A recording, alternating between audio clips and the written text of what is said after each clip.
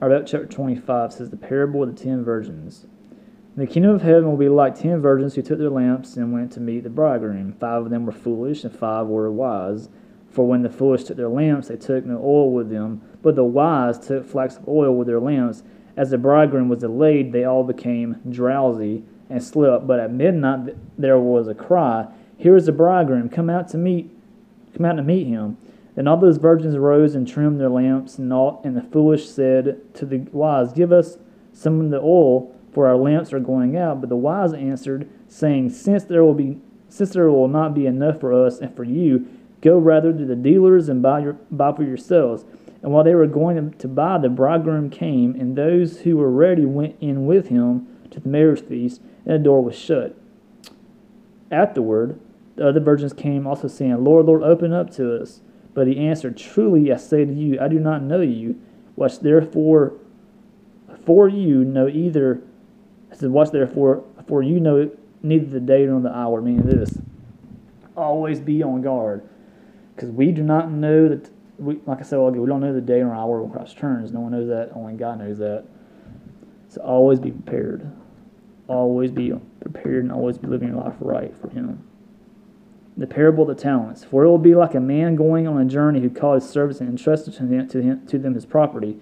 To one he gave 5 talents, to other 2, to another 1, to each according to his ability. Then he went away. He who had received the 5 talents went out at once and traded with them, and he made 5 talents more. So also he who had the 2 talents made 2 talents more.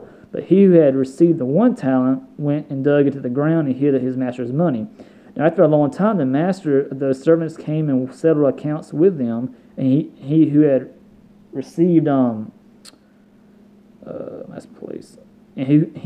had received the 5 talents came forward, bringing 5 talents more, saying, "Master, you delivered to me 5 talents. Here, I have made 5 talents more."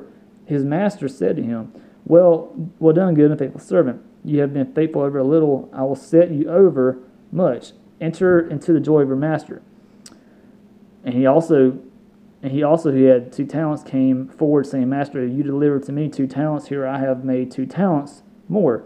His master said to him, "Well done, good and faithful servant. You have been faithful over a little. I will set you over much. Enter into the joy of your master."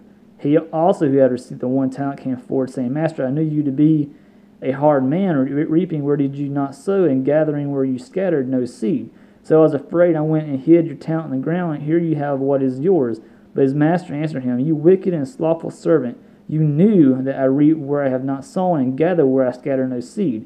Then you ought to have invested my money with the bankers, and at my coming I should have received what was my own with interest. So take the talent from him and give it to him who has the 10 talents.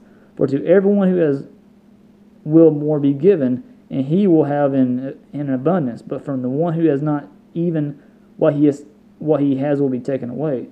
And cast the worthless servant to the outer darkness, which is hell, in that place where there will be weeping and gnashing of teeth." Meaning this. That's a lot. I know that's a lot to read. The parable of talents means this. All right, the master, who's of course talking about Christ, he gave these people a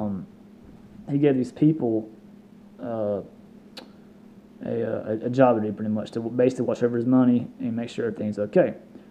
Well, some of the servants did do what he requested, and they got into heaven. You had one slothful, lazy servant that didn't do it, and guess what? He didn't make it to heaven. He went to hell. It kind of goes back to, living your life right for God, doing what's right, and not being lazy, and not being, not being slothful, which is lazy. But, living your life right for God and not being lazy, pretty much. The final judgment. When the Son of Man comes in his glory and all the angels with him, then he will sit on his glorious throne. Before him will be gathered all the nations, and he will separate people from one another, as a shepherd separates the sheep from the goats. And he will place the sheep on his right, but the goats on the left. And the king will say to those on his right, "Come, you who are blessed by my Father, inherit the kingdom prepared for you from the foundations of the world." Read that again. The king will say to those on his right, "Come, you who are blessed by my Father." This is Christ talking. When he returns, he's going to sit on his throne. He will say to those who are saved, Come, you who are blessed by my Father, inherit the kingdom prepared for you from the foundation of the world, meaning those that God has predestined to be saved, those that he has saved from the time that creation was made, they will enter into the kingdom of heaven. For I was hungry, and you gave me food. I was thirsty, and you gave me drink. I was a stranger, and you welcomed me. I was naked, and you clothed me. I was sick, and you visited me. I was in prison, and you came to me. Then the righteous will answer him, saying, Lord, when did we see you hungry and feed you, or thirsty or give you drink? And when did we see you a stranger and welcome you, or naked and clothe you? And when did we see you sick or in prison and visit you? And the King, whose Christ, will answer them, Truly, I say to you, as you did it to one of the least of these, my brothers, you did it to me. I mean, Christians, those who are truly saved, they're going to do whatever they can to show Christ to people. Whether if it's witnessing, whether if it's giving somebody food, something to drink, giving them clothes, whatever. They take the opportunity and they witness to people and show them the love of God. Because then he will say to those ones left, these are the people who are not saved, Depart from me, you cursed, into the eternal fire prepared for the devil and his angels. Think about that. Christ will turn to those on his left, those who are not saved, and say, Depart from me, I never knew you, pretty much. Christ never knew these people because they weren't saved. And from the foundations of the world, from the beginning of time, God had hell already made for the devil and his angels, because God knew what Satan was going to do. When Satan, of course, rebelled against God, and also, when Satan and the demons rebelled against God, God sent them to earth. He banished them from heaven.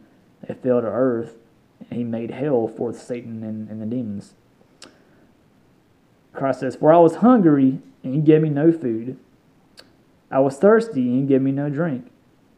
I was a stranger, and you did not welcome me. Get some nerves thinking about this. Think about people who come to your church. You walk by them every Sunday, Wednesday. You don't ever say anything to them. You like they don't even exist. You don't welcome them. You're not being a Christian, for one thing. You're being hateful. Think about that. Christ is standing here to you. He says this. He says, I was a stranger, and you did not welcome me. You didn't welcome people to your church. You turned from them. You did not make them feel welcomed.